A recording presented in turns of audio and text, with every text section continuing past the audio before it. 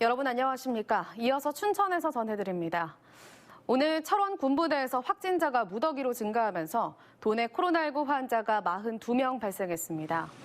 춘천에서는 강촌에 위치한 한 IT 회사에서 직장 동료 간 감염으로 5명이 무더기로 확진 판정을 받았고 앞선 확진자와 접촉자로 분류된 2명이 추가 확진됐습니다. 이로써 춘천 지역 누적 환자는 69명으로 늘었습니다. 철원에서는 주민 2명을 비롯해 서면 소재 군부대를 중심으로 군인 32명이 무더기로 확진됐습니다. 속초에서도 인제군 환자의 접촉자로 자가 격리 중이던 1명이 확진 판정을 받았습니다. 철원의 한 육군 부대에서 32명이 무더기로 확진 판정을 받아 지역사회에 비상이 걸렸습니다. 국방부에 따르면 오늘 철원 육군 모 부대 소속 간부 6명과 장병 26명 등 32명이 무더기로 확진 판정을 받았습니다. 군 당국은 32명 중 31명은 같은 부대 소속이며 첫 확진자가 운전병으로 파악된다며 이후 전수 검사 과정에서 확진자가 속출했다고 밝혔습니다. 또 모든 간부에 대해 강화된 거리두기 2단계를 적용하고 일부 장병에 대해서는 휴가도 제한하겠다는 방침입니다. 춘천 지역의 사회적 거리두기 단계가 내일부터 1.5단계로 격상됩니다.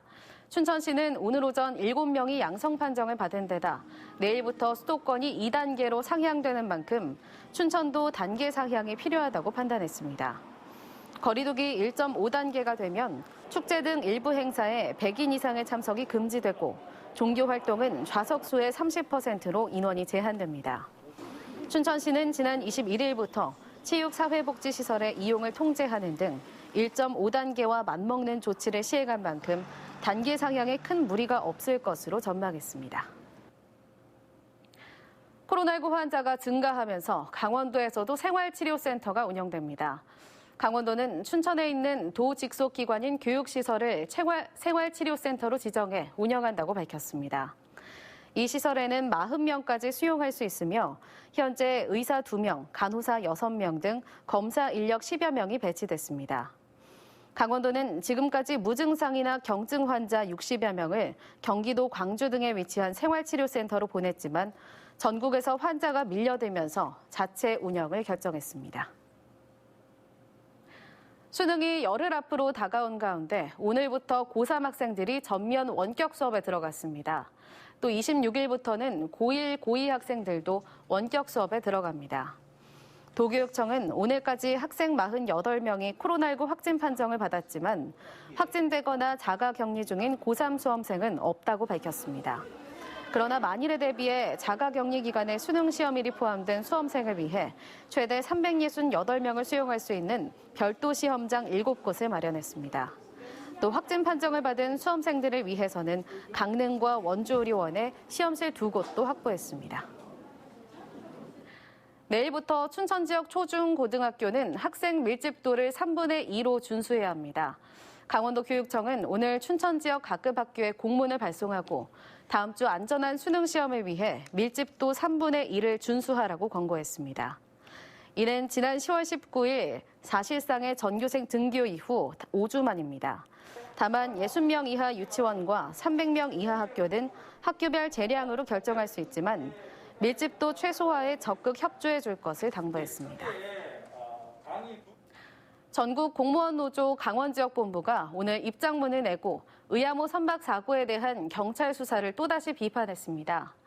이들은 경찰 수사 결과 작업 지시자는 결국 없는 것으로 나타났지만 철수 지시를 적극적으로 하지 않았다는 논리로 시와 업체 모두 책임이라는 무책임한 결과를 내놨다고 밝혔습니다. 또 사고 희생자는 순직으로 의로운 죽음이 됐지만 같은 장소에서 동료를 구하기까지 한 공무원은 피의자가 됐다며 사건을 송치받은 검찰에게 공정한 수사를 진행해달라고 촉구했습니다. 교육공무직본부와 학교 비정규직 노조, 전교조 강원지부는 오늘 초등돌봄 문제 해결을 촉구하는 공동 기자회견을 열었습니다. 이들은 일방적인 초등돌봄 확대 정책을 중단하고 돌봄의 공공성 강화를 위한 사회적 대화기구를 마련하라고 요구했습니다. 또 초등 돌봄 교실 운영에 필요한 업무 권한을 돌봄 전담사에게 부여하고 상시 8시간 전일제로 전환하라고 촉구했습니다. 강원도 보건교과연구회는 난치병 제자 돕기 기금 2,100만 원을 마련했습니다. 올해는 희귀 난치병 제자 30명에게 70만 원씩 2,100만 원의 기금을 전달합니다. 400여 명의 보건교사들로 구성된 강원도 보건교과연구회는 지난 2007년부터 229명의 난치병 학생들에게 3억 2,030만 원을 지급했습니다. 보건교과연구회는 강원도 보건교사들이 각자의 사정과 마음에 따라 모은 돈이라며 아픈 제자들이 건강하게 자라기를 바란다고 밝혔습니다. 연말을 앞두고 저소득층 이웃을 돕기 위한 온정의 손길이 이어지고 있습니다. 강원도의회는 코로나19 확산으로 어려움을 겪는 춘천시 근화동 저소득층 이웃 10가구를 방문해 연탄 5,000장과 생필품을 전달했습니다. 하지만 코로나19 확산 방지를 위해 도의원과 사무처 직원이 참여해 저소득층 가구마다 필요한 연탄을 나르는 봉사활동은 진행하지 않았습니다. 춘천 의암호 선박사고 피해자들에게 위로금이 지급됩니다.